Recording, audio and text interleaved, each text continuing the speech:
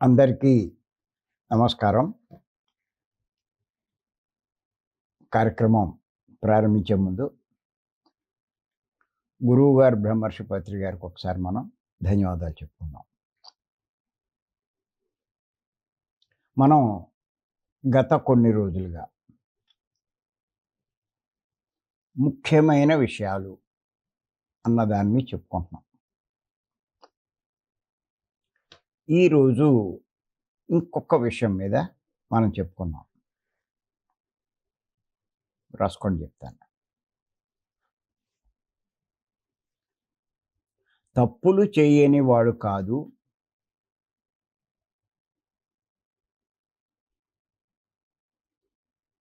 తప్పులు సరిచేసుకునేవాడే గొప్పవాడు.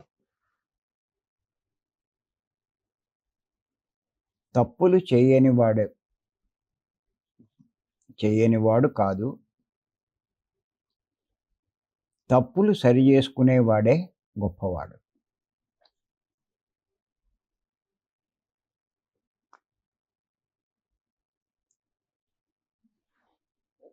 లోకంలో మనం గమనించినట్లయితే 3 రకాల వాళ్ళు మనకు కనిపిస్తూ ఉంటారు.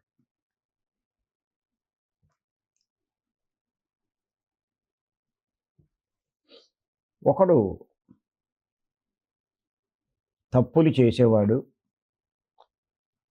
ఇంకొకడు తప్పులు సరిచేసుకుంటూ ఉంటాడు, ఇంకొకడు తప్పులే చెయ్యడు. ఇలా 3 రకాలు ఉంటారు.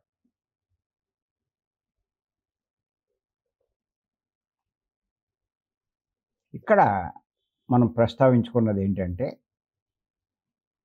తప్పులు చేసేవాడి గురించి మనం ప్రస్తావించుకోవట్ల. తప్పులు సరిచేసుకునేవాడు, అసలు తప్పులే చేయనివాడు అన్న ఈ 2 విషయాల గురించే చెప్పుకుంటున్నాం, ప్రస్తావించుకుంటున్నాం. ఎంచేతంటే చాలామంది యొక్క ఉద్దేశం ఏంటంటే, ఎవరైతే తప్పులు చేయరో వాడే గొప్పవాడు అనేటువంటి భావనలో ఉంటారు. కానీ పత్రి గారు ఏమన్నారంటే, తప్పులు చేయని వాడి కంటే కూడా ఎవరైతే తప్పులు సరిచేసుకుంటూ ఉంటారో వారే గొప్పవాడు అని చెప్పన్నారు. ఎంచేతంటే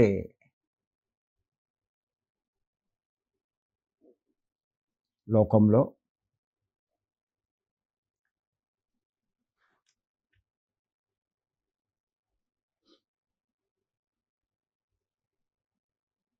ప్రతి ఒక్కరూ ఏదో ఒక రకమైనటువంటి తప్పులు చేస్తూ ఉంటారు. అది లోక సహజం.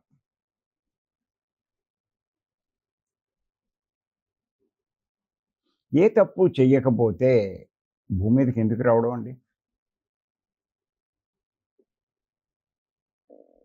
అంచేత భూమి మీదకి వచ్చిన వాడు తనలో ఉన్న తప్పులు సరిచేసుకునే ప్రయత్నం చెయ్యాలి.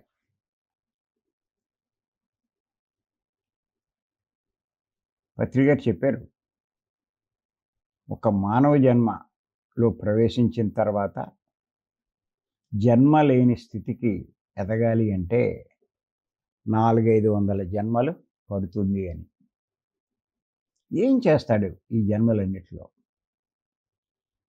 ఏం చేస్తాడు అంటే, తనలో ఉన్నటువంటి లోపాలు, తప్పులు సరిచేసుకుంటూ ఉంటాడు.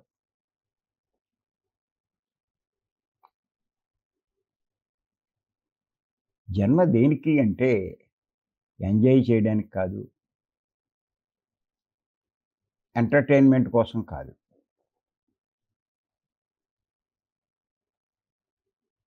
తన జీవితంలో తాను చేసే తప్పులు సరిచేసుకుంటూ ఉండడానికి. ప్రతి ఒక్కరూ ఎన్నో జన్మలు ఎత్తారు. మనం చెప్పుకుంటున్నాం కదా!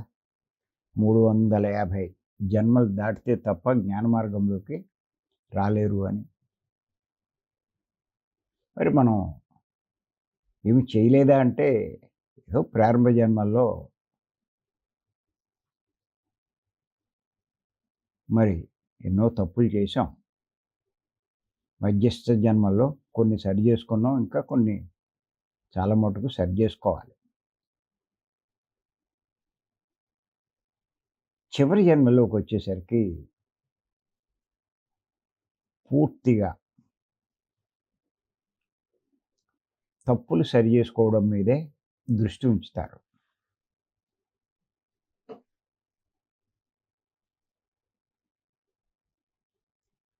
మనం చెప్పుకున్నాం ఇంతకుముందు ఒక క్లాసు. ఒక క్లాస్ ఏంటి 70, 80 ఎపిసోడ్‌లే చెప్పుకున్నాం. మానవునిలోని చెడు ఎన్ని రకాలుంటుందో అయన్నీ కూడా తెలుసుకున్నాం. విశ్లేషణ చేసుకున్నాం వాటన్నిటిని.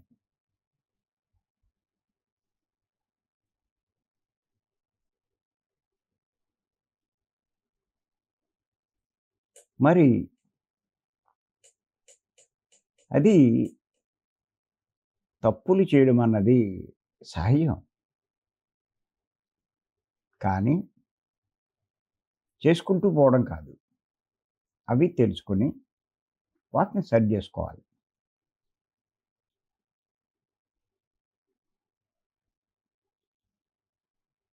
వాడు తెలివైనోడు. అది. సహజంగా ప్రారంభ జన్మల్లో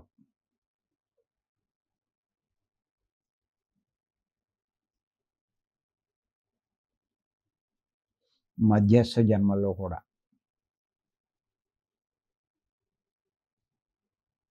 తమో గుణము, రజోగుణంలో ఉంటారు. ఈ తమో గుణము, రజోగుణంలో ఉండేవాళ్ళు తప్పులు చేస్తూనే ఉంటారు.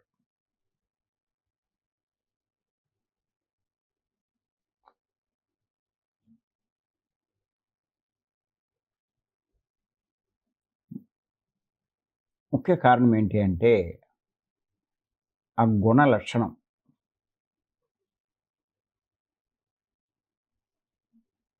అంచేత ఆ రకమైన గుణంలో ఉన్నవాళ్ళు తప్పులు సహజంగా చేస్తూ ఉంటారు. కానీ మధ్యస్థ జన్మలు ఇంచుమించు దాటిన వాళ్ళు సాత్విక గుణంలోకొస్తారు. అక్కడ బుద్ధి వికసిస్తుంది. ఆలోచిస్తూ ఉంటాడు. మంచి, చెడ్డ అన్న తేడా తెలుస్తుంది. అంచేత ఈ తేడా తెలియడం వల్ల, అరే! ఇది చేయకూడదు, ఇది చెయ్యాలి అన్న అవగాహన కలుగుతుంది. అది కలగడం వల్ల చెయ్యకూడనిది మానేస్తాడు. చెయ్యవలసిందే చేస్తూ ఉంటాడు.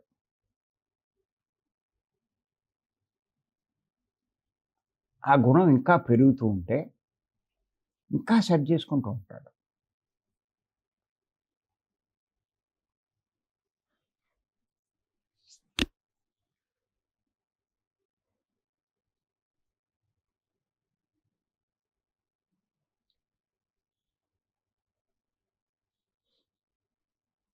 అవతార్ మెహర్ బాబా వారు ఏమని చెప్పారంటే,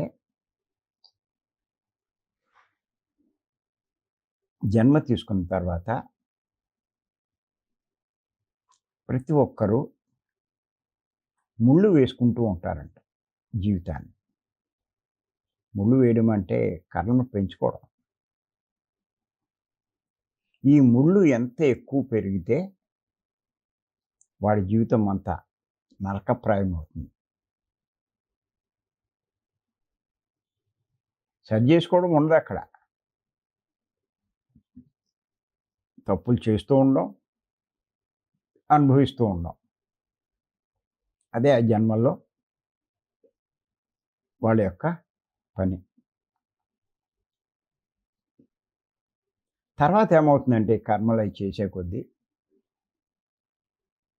వాటి ఫలితంగా కష్టాలొస్తూ ఉంటాయి.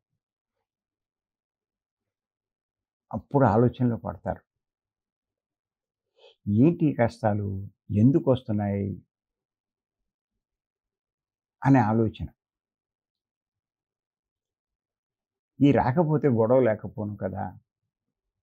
ఇలాంటి ఆలోచన. ఎప్పుడైతే అలాంటి ఆలోచన మొదలవుతుందో అప్పుడు అర్థమవుతుంది. ఆ పుస్తకాలు చదవడం వల్ల, ఆ గురువుల్ని కలవడం వల్ల, వాళ్ళ సందేశాలు, మాటల వల్ల అర్థమవుతుంది. నువ్వు చేసినటువంటి కర్మల ఫలితమే నీ కష్టాలు అనే అవగాహన కలిగి అప్పుడు ఆలోచిస్తాడు. మరి చెయ్యకపోతే గొడవ లేకపోను కదా! చేసినందువల్లే కదా ఇది వచ్చింది. ఇప్పుడు అనుభవించలేకపోతున్నాను. భరించలేకపోతున్నాను. ఇది తట్టుకోలేక ఆత్మహత్య కూడా చేసుకోవాలనుంది. ఇలాంటి పరిస్థితి వచ్చింది. ఎందుకు వచ్చింది అంటే నాకు నేను చేసే కర్మల వల్లే అని వాడికి అవగాహన కలుగుతుంది.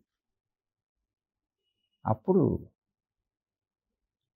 ఆ గురువునో లేతే ఉపన్యాసాలు వినడమో, అక్కడికెళ్ళడం, ఇక్కడికెళ్ళడం, సత్సంగాలకెళ్ళడం, ఆ పండితులు ఉపన్యాసాలు ఇటువంటియన్నీ వెళ్తూ ఉంటారు.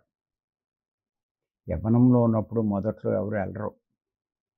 కానీ ఒక స్థాయికి ఎదిగిన వాళ్ళు ఇయన్నీ వింటూ ఉంటారు. విని తెలుసుకుంటారు. ప్రారంభంలో తెలుసుకుంటారు ఇయన్నీను.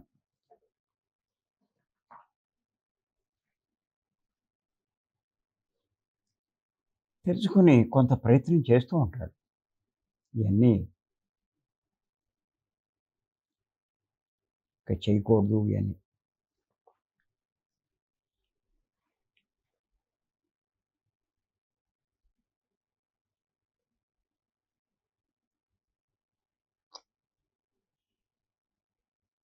మొదట్లో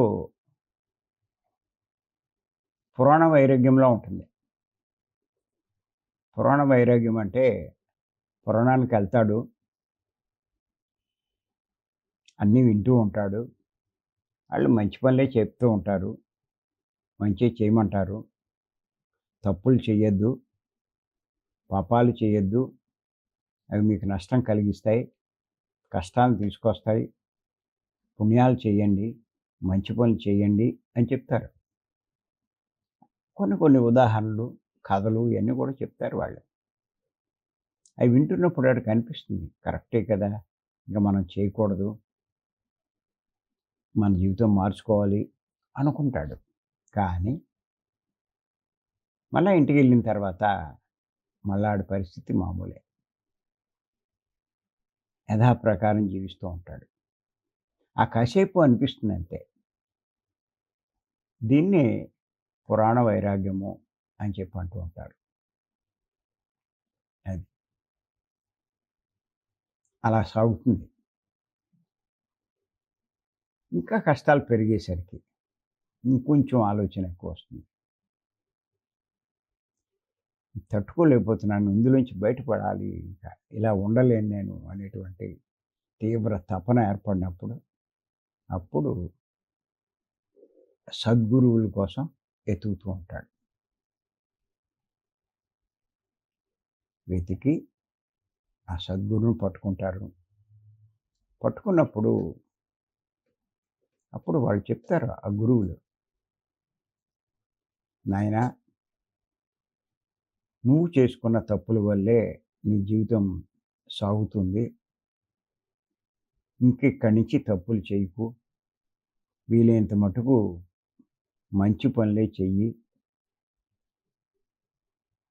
మరి ఆ రకంగా నువ్వు చేయగలగాలి అంటే నువ్వు ధ్యానం చెయ్యి. ఎప్పుడైతే నువ్వు ధ్యానం చేస్తావో నీలో మంచి మార్పులు వస్తాయి.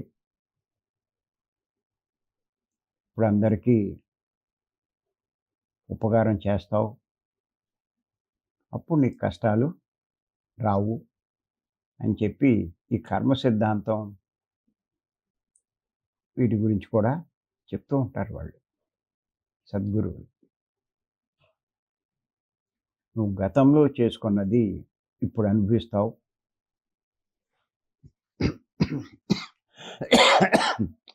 ఇప్పుడు నువ్వు చేసుకునేది చేసే సేవలు ఇవన్నీ కూడా నీ భవిష్యత్తు మార్పు వస్తుంది, నీకు కష్టాలు ఉండవు అని ఆ సద్గురువులు చెప్తారు. అప్పుడు వాళ్ళు ఆ రకమైన పనులు చేయడానికి ప్రయత్నిస్తారు. ఇంకేతంటే నా జీవితంలో ఇలా ఎన్నో కేసులు నా దగ్గరకు వచ్చినాయి. ఆర్థిక ఇబ్బందుల్లో ఉన్నవాళ్ళు ఉన్నారు, సంసార గొడవల్లో ఉన్నవాళ్ళు ఉన్నారు, తిట్టుకునేవాళ్ళు, కొట్టుకునేవారు, ఎడముఖం పెడముఖం వేసుకునేవాళ్ళు, భరించలేక విడాకులు తీసుకున్న వాళ్ళు ఉన్నారు, ఇంకా తీవ్రంగా గొడవలు ఉన్నట్లయితే ఆత్మహత్యలు కూడా చేసుకున్న వాళ్ళు ఉన్నారు.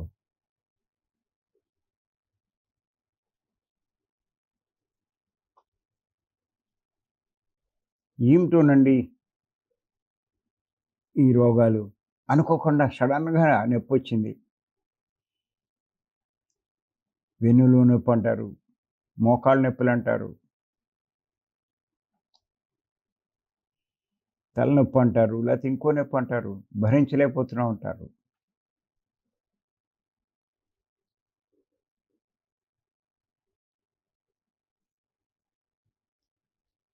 ఇలా ఎవ్వరు నా దగ్గరికి వచ్చి చెప్తున్నా నేను ఒకటే మాట అడుగుతానండి, మీరు ఇంకా మాంసాహారం తింటున్నారా అంటే చెప్తారు, అబ్బే లేదండి అని. సరే తినటం లేదు, ఎప్పటిదాకా తిన్నావు?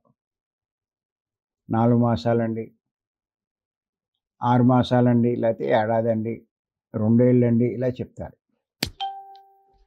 అంటే నువ్వు అప్పటిదాకా శుభ్రంగా తిని చెయ్యకూడని పాపం చేసావు కదా, దాని ఫలితమే ఇప్పుడు నువ్వు అనుభవిస్తున్నావు.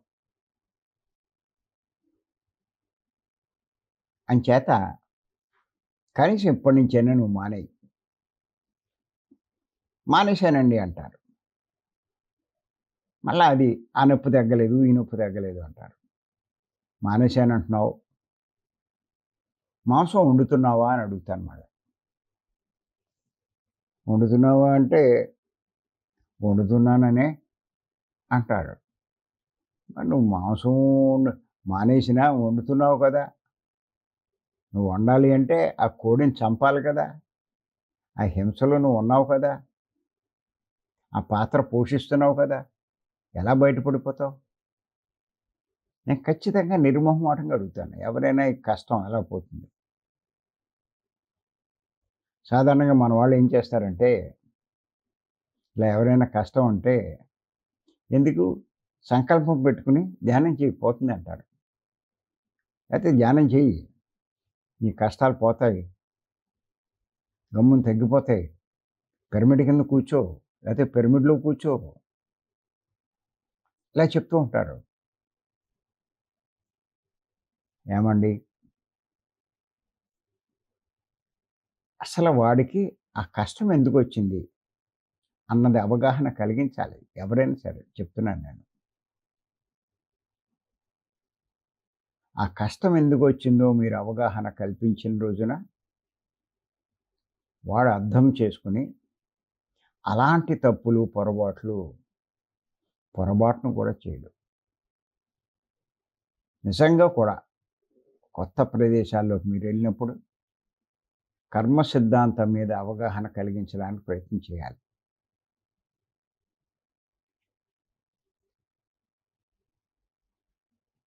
కర్మ సిద్ధాంతం మీద మీరు ఎంత అవగాహన కలిగిస్తే వారిలో అంత మార్పొస్తుందండి.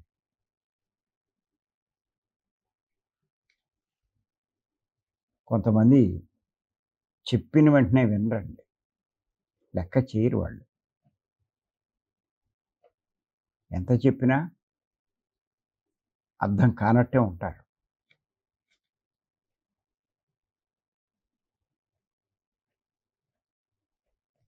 అంచేత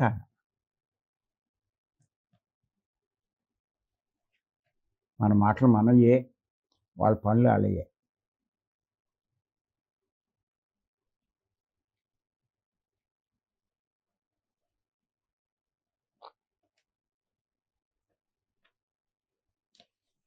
ఒకటే చెప్తాను. గతంలో మీరు చేసిన దాన్ని బట్టే ప్రస్తుత జీవితం నడుస్తుంది. మీ అందరికీ చెప్పేది కూడా అదే. ఇప్పుడు చేసే పనులని బట్టే మీ భవిష్యత్తులో మార్పు వస్తుంది. అదే చెప్తాను నేను. కొంతమంది అంతులేని ఆర్థిక ఇబ్బందుల్లో ఉన్నవాళ్ళున్నారు. అప్పుల్లో కూరుకుపోయి, ఆదాయం లేక, ఎలా తీర్చాలో తెలియక నరకం అనిపిస్తున్న వాళ్ళున్నారు. కొంతమంది రోగాలతో ఇబ్బంది పడుతున్న వాళ్ళున్నారు.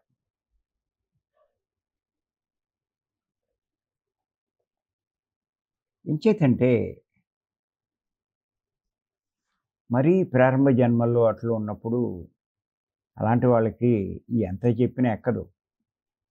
వాళ్ళు ఎంతసేపు నేను చేసిన దాన్ని, నేను తిన్న ఆ హింస, ఆ మాంసం వాటి వల్లే ఇప్పుడు నాకు ఇవన్నీ వస్తున్నాయి. పెద్ద పెద్ద రోగాలు ఇవన్నీ అవగాహన ఉండదు. వాళ్ళు ఎలా లెక్కేస్తారంటే ఇది సహజం అనుకుంటారు. మానవుడికి రోగాలన్నవి సహజం. అలా వస్తూనే ఉంటాయి. డాక్టర్ల దగ్గరికి వెళ్ళి మందులు తీసుకుంటూ ఉండమే. మనం తింటూ ఉండమే. డాక్టర్లు కూడా అయ్యే చెప్తున్నారు కదా! తినమని. అలాంటి అభిప్రాయంలో ఉంటారు. కానీ కొద్దిమందికి ఈ అవగాహన ఉంటుందండి. ఆ క్లాస్ విన్నప్పుడు కరెక్టే కదా! అని చెప్పి వాళ్ళకి ఖచ్చితంగా అనిపిస్తుంది. అంచేత ఎక్కడైనా తినే అవకాశం వచ్చినప్పుడు, ఆళ్ళు బలవంతం చేస్తున్నప్పుడు వెంటనే లోపల అనిపిస్తుంది ఆళ్ళకి. అక్కడ చెప్పారు కదా! అది తిన్న వల్లే ఇలా వచ్చిందని. ఇంక తినకూడదు అని చెప్పి వాళ్ళు నిర్ణయించుకుంటారు. ఇలా రకరకాల స్టేజ్‌లో ఉంటారు. అంచేత ఒకటే గుర్తుపెట్టుకోండి.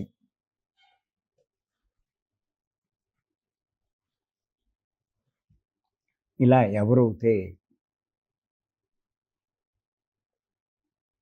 తప్పులు సరిజేసుకుంటూ ఉంటారో వాళ్ళు చాలా గొప్ప స్థితికి ఎదిగినవారు. మెహర్ బాబా వారు అదే చెప్పారు. ప్రారంభ జన్మల్లో ముళ్ళేసుకుంటూ ఉంటారు. అంటే కష్టాలు బాగా వస్తూ ఉంటాయి. ముళ్ళు పెరిగే కొద్దీ. చివరి జన్మలోకొచ్చేసరికి సద్గురువుని పట్టుకుని సాధనలోకి వచ్చిన తర్వాత ఈ ముళ్ళు ఒక్కొక్కటి వాళ్ళు ఇప్పుకుంటూ ఉంటారు.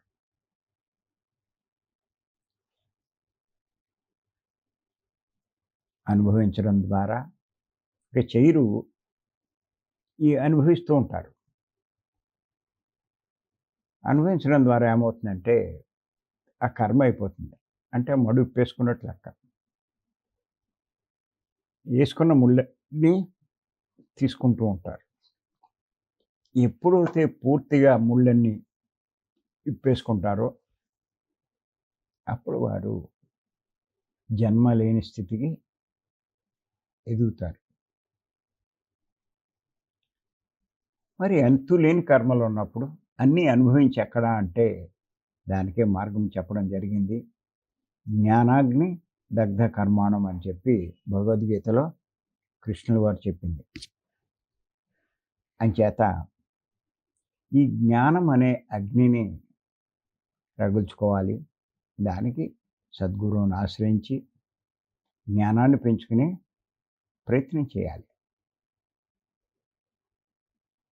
దానికి తీవ్ర ధ్యాన సాధన, శ్వాస మీద ధ్యాస ఉంచి, అలాగే సాత్వికమైన శాకాహారం తీసుకోవడం, తర్వాత జ్ఞానవంతమైన పుస్తకాలు చదవడం, తర్వాత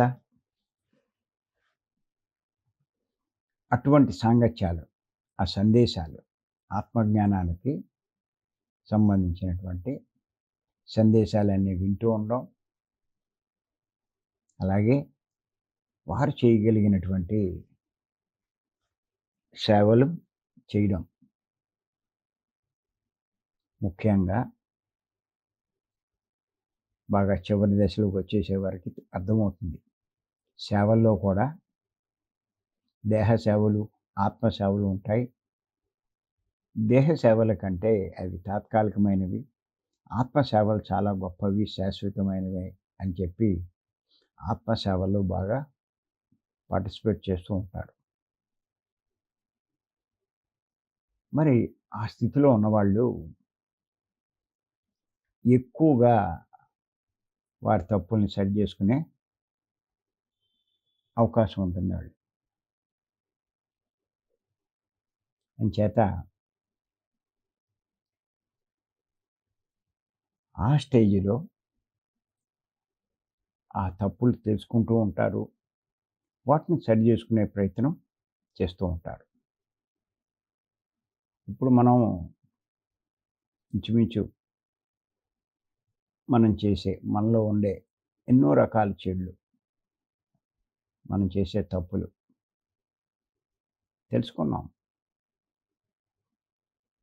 అంచేత మనంతట మనకే అర్థమవుతుంది. ఇందులో ఎన్ని చేస్తున్నాను, ఎన్ని చేయట్లేదు. అంతేకాదు, అది తెలుసుకోవడమే కాదు,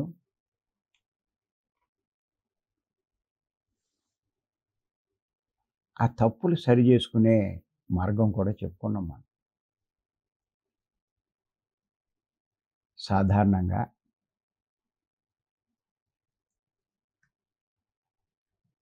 మనసు శుద్ధి అయ్యే కొద్దీ తప్పులు చేయడం తగ్గిపోతాయి.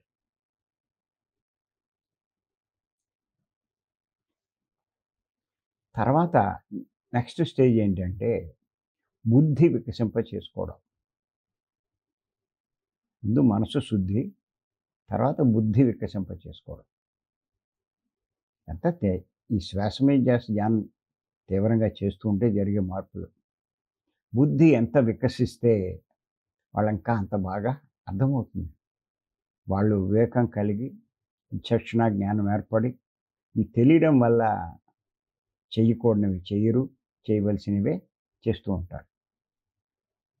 ఇక్కడ కూడా చాలా తప్పులు వాళ్ళు సరి చేసుకోగలుగుతారు బుద్ధి వికసింపజేసుకుంటే.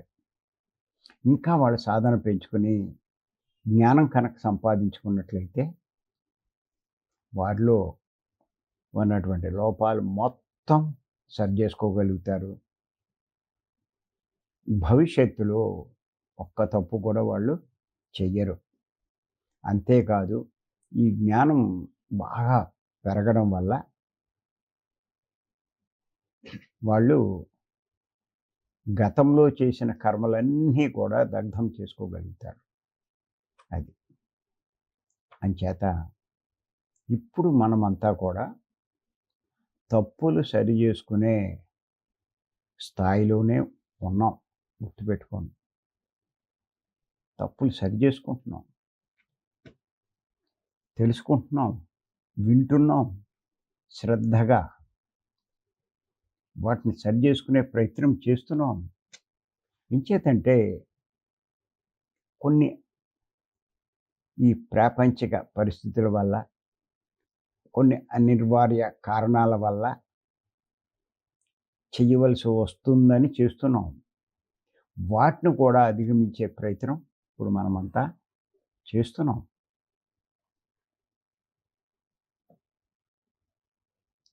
మార్పు తెచ్చుకోవడానికి మనం అలా కృషి చేస్తూనే ఉన్నాం. అంచేత ఆ స్టేజ్‌లో ఉన్నాం మనం. చేత ప్రతి ఒక్కళ్ళు దృష్టి పెట్టండి. ఆ పాయింట్లు రాసుకోండి, లేకపోతే మనం 70, 80 పాయింట్లు చెప్పుకున్నాం. వాటి మీద కొంచెం విశ్లేషణ కూడా చేసుకున్నాం. అందుకే 80 ఎపిసోడ్‌లు అయినాయి మనకి. ఒక్కొక్క తప్పు మీద వివరించుకున్నాం.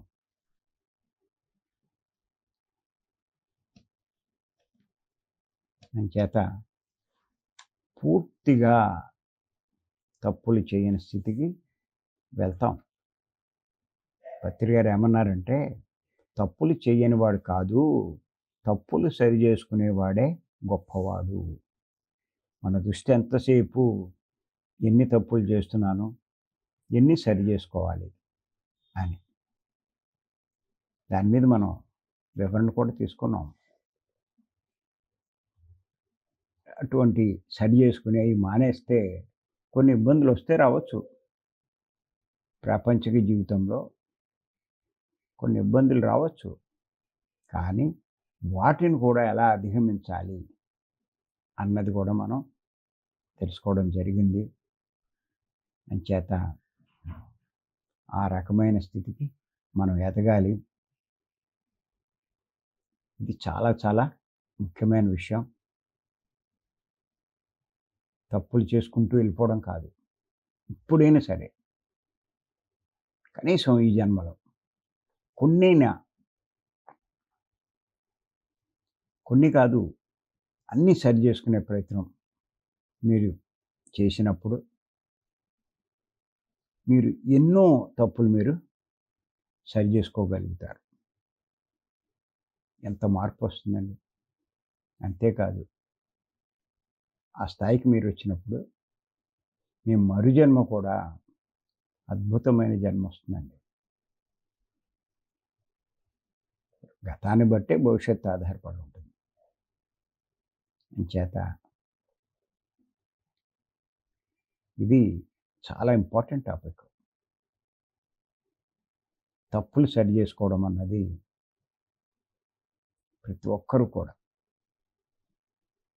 ఆ ప్రయత్నం చేయాలి. ఆ ప్రయత్నంలోనే ఉండాలి. ఎన్ని సరి చేసుకున్నాం, ఎన్ని తప్పులు మనం చేయకుండా ఉండగలిగాం అన్న దాని మీదే మీ జీవితం గొప్పదా కాదా అన్నది మీకు తెలుస్తుంది. ఈ జన్మలో ఎన్ని ఎక్కువ తప్పులు మీరు సరి చేసుకోగలిగితే మీరు అంత గొప్పవారండి. కోట్లు ఉన్నవాడు గొప్పవాడు కాదు. ఒకటే గుర్తుపెట్టుకోండి. ఎంతసేపు డబ్బు డబ్బు పెంచడం దాని మీదే ఉంటున్నాడు. మీ అవసరాలు తీరుతున్నాయా లేదా చూసుకుని నెక్స్ట్ మనం చేయవలసింది తప్పులు సరి చేసుకునే ప్రయత్నం చేయాలి. వాడు గొప్పవాడు. అది చాలా అద్భుతమైన సందేశం.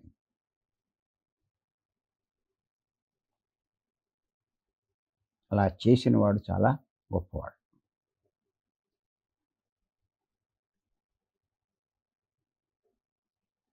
అదృష్టం కొద్దీ వచ్చాం మనం ఈ జ్ఞాన మార్గంలోకి.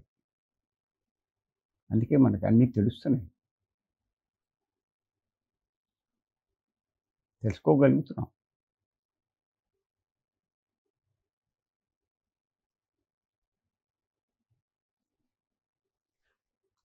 ఒక స్టేజ్‌లో శుద్ధి చేసుకుంటే కొన్ని పోతాయి. బుద్ధి వికసింపజేసుకుంటే ఇంకా చాలా పోతాయి. జ్ఞానం సంపాదించుకుంటే ఇంక అసలేమి ఉండవు కూడా. అది. ఆ ప్రయత్నమే చేస్తున్నాం మనం.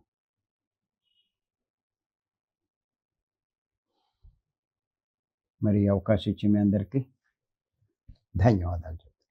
Thank you.